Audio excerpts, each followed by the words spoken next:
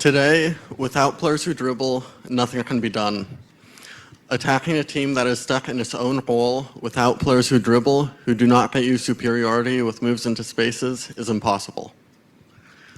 If I play with one or two touches within a second or two to you, you know exactly what will happen. It's communication. It's talking. If a player runs and dribbles with the ball all the time, no one knows what will happen. Two quotes that show very different views on dribbling. The first is from perhaps the greatest manager of all time, Pep Guardiola. The message is clear. It's impossible to win without dribblers. The second is from Jan Dahl Tomasson, the previous manager of Sweden.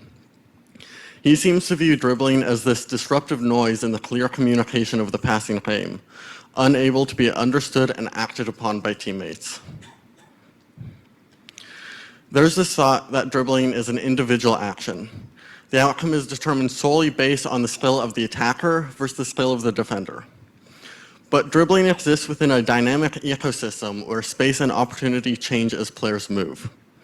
So is dribbling just noise as Tomasson thinks, or are players and coaches just not listening for the voices within? With this research, I sought to find those voices in the so-called disruptive noise of dribbling and explore connections between off-ball runs and dribbling success. To explore this, I wanted to look at the connections from two different perspectives. One, how do individual off-ball runs impact dribbling success? And two, how are dribbling outcomes impacted by the collective off-ball movement of teammates? Success was measured in two ways. One, did the dribbler retain possession of the ball? And two, did the dribbler progress the ball following the dribble? I looked at the dribble events from the provided Y-Scout data, which included ball retention and progression metrics, which were coded as true or false.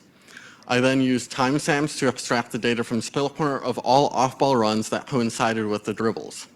I excluded dribbles and runs in the direct, set piece, and disruption possession phases, so analysis focused on build-up, create, finish, quick break, transition, and chaotic phases.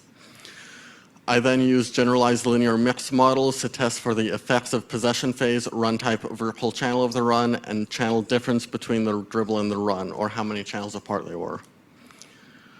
Results for question one showed that possession phase and run type both had significant effect on both ball retention and progression. Run channel had a significant effect on retention, and channel difference had a significant effect on ball progression. The graph shows the effects of run type on dribble success. Ball retention results are in green, progression is in black. 2K Kramer pairwise comparison results are at the top. And as you can see, the success rates varied wildly among the different run types. For example, the odds of retaining the ball with a cross-receiver run were 2.8 times greater than with a pulling half-space run. There are other interesting results, but I just don't have time to share them. The second question used the same data. I conducted two separate analyses for this, the first of which I simply looked at the effect that the number of off-ball runs had on dribbling success using a GLMM. And for my second analysis, I used k-means clustering to group dribble events based on the number of each type of run that occurred during the dribble. I then use a GLMM to test for differences in ball retention and progression among the identified team movement patterns. The first part of question two was testing to see if the number of runs had an effect on dribbling success, and as you can see from the graph, it does. Each concurrent run, up to 4, significantly increased success rate for both ball retention and progression compared to any amount of fewer runs. The data clearly shows that runs matter. Just one run increased success in both metrics by around 10%, and 4 concurrent runs increased success by around 25% compared to no runs at all. K-means clustering identified 13 distinct movement patterns during dribble events. Of these, 8 had sufficient sample size to analyze. I had labeled the clusters based on the dominant run type found among dribbles in the cluster. So for example, the overlaps cluster had on average 1.01 overlaps per dribble in the cluster and a few non-zero averages of some other run types. GLMMs found significant differences among the movement patterns in ball retention and progression. And as you can see from the figure, the success rates varied a lot between movement patterns. And interestingly, the no runs cluster had the lowest rates for both ball retention and progression, which is consistent with my other findings. And again, I use pairwise comparisons there at the top of the graph. In conclusion, dribbling outcomes are not solely determined by individual skill, but also by off-ball runs and team movement.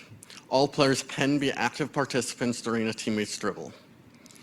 Team movement patterns can be described, characterized, and analyzed.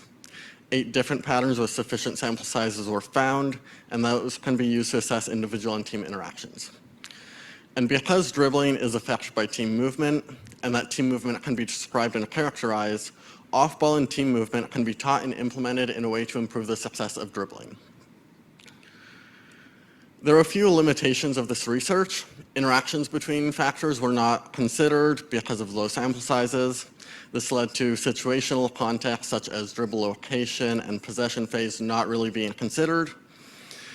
In addition, there are other variables that likely would have impacted the success of dribbling which I just did not consider, such as dribble location and dribble intent.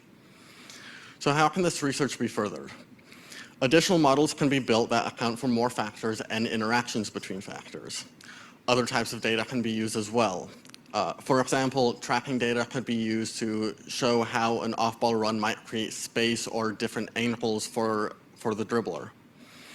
In addition, dribbles should be categorized into different situations, since not all of them are about attacking a defender to try to get past them, but a lot of them are just about escaping pressure and keeping the ball.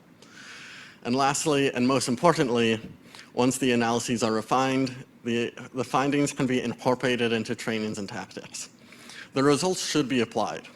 And this can be as simple as telling your players that when they see a teammate wanting to dribble, they should try to make a run to pull a defender.